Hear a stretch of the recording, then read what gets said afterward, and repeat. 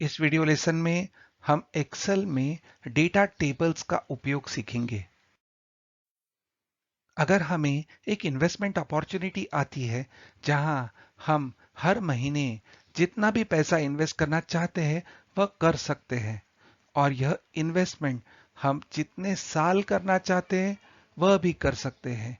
यहाँ हमें इंटरेस्ट 6% मिलेगा और यह इंटरेस्ट कंपाउंडेड मंथली होगा।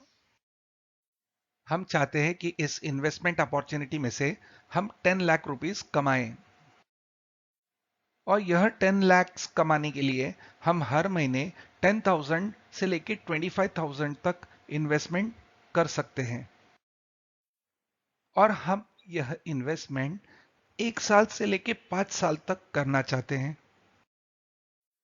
पिछले वीडियो लेसन में हमने सिनेरियो मैनेजर के बारे में पढ़ा था जहां हम सीन्स बनाते हैं। अगर हम यह पकड़ के चलें कि हम यहाँ 10,000, 11,000, 12,000 ऐसा 25,000 तक देखें और ईयर्स 1 से लेके 5 तक, तो टोटल 80 सिनेरियोज हो जाते, 80 सिनेरियोज।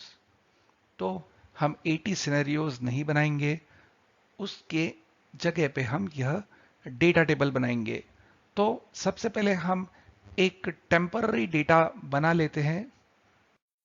यहाँ हम मंथली इन्वेस्टमेंट अमाउंट टाइप करेंगे 10,000, उसके पहले माइनस देंगे क्योंकि हम पेमेंट कर रहे हैं, तो जो कैश आउटफ्लो होता है उसे माइनस दिखाना है, इसलिए यहाँ हमने टाइप किया -10,000। फिर यहाँ पीरियड ले लेंगे 2 इयर्स और यहाँ हम फ्यूचर वैल्यू यह फंक्शन का उपयोग करेंगे। हम पहले यह फंक्शन पढ़ चुके हैं, तो टाइप करेंगे is equal to F V bracket open. अब सबसे पहले हमें देना है रेट। इंटरेस्ट का रेट 6% पूरे साल का है, इसलिए हमें C3 को डिवाइड करना होगा 12 से। फिर देंगे कॉमा। अगला पैरामीटर है एन पर। हमारा पीरियड हमने लिया है 2 इयर्स। फिर से इसे मल्टीप्लाई करेंगे 12 से क्योंकि हमें मंथ के हिसाब से कैलकुलेट करना है, तो देंगे C2 मल्टीप्लाइड बाय 12, देंगे कॉमा। उसके बाद है पैरामीटर PMT, यानी हम हर महीने कितना इन्वेस्ट करना चाहते हैं, वहां सेल सिलेक्ट करेंगे C1, फिर देंगे कॉमा। अगला पैरामीटर है प्रेजेंट वैल्यू। प्रेजेंट वैल्यू यहां नहीं है, इसलिए इधर दे देंगे कॉमा। उसके बाद हमें देना है टाइप। टाइप में सिलेक्ट करेंगे बिगिनिंग ऑफ द पीरियड, ये भी हम पढ़ चुके हैं, और फिर ब्रैकेट क्लोज कर देंगे और देंगे कंट्रोल एंटर।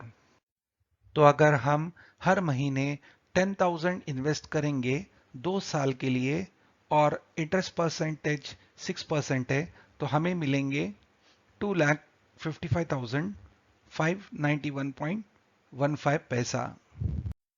अब हम हमारा डेटा टेबल बनाना चाहते हैं, इसलिए इस फॉर्मूला के राइट साइड में हम ईयर्स टाइप करेंगे जो है 1, 2, 3 और 5। उसके बाद फॉर्मूला के नीचे हम टाइप करेंगे -10,000 और देंगे एंटर।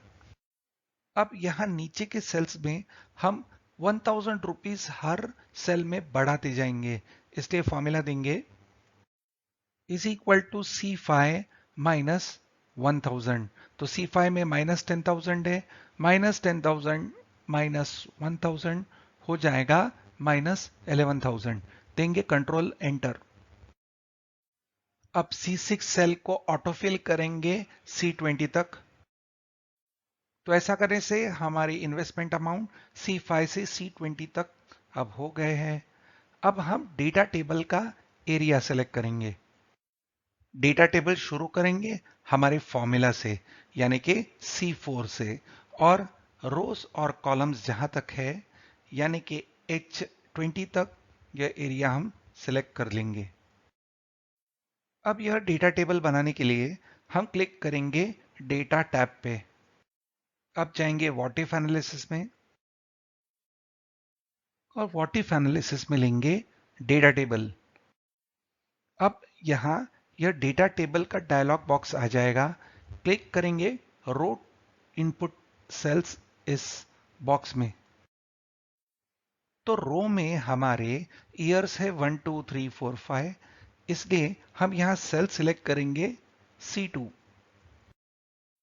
अब हम क्लिक करेंगे कॉलम इनपुट सेल में। हमारे टेबल के कॉलम्स में है इन्वेस्टमेंट अमाउंट, इसलिए यहां सेलेक्ट करेंगे C1 जो हमारी इन्वेस्टमेंट अमाउंट है। अब देंगे ओके। जैसे ही ओके दबा देंगे तो हमारा यह पूरा टेबल अब बन चुका है। हम इसे थोड़ा अच्छी तरह से फॉर्मेट कर ले तो हम सिलेक्ट करेंगे सेल C5 से लेके H20 तक। क्लिक करेंगे होम टैब पे।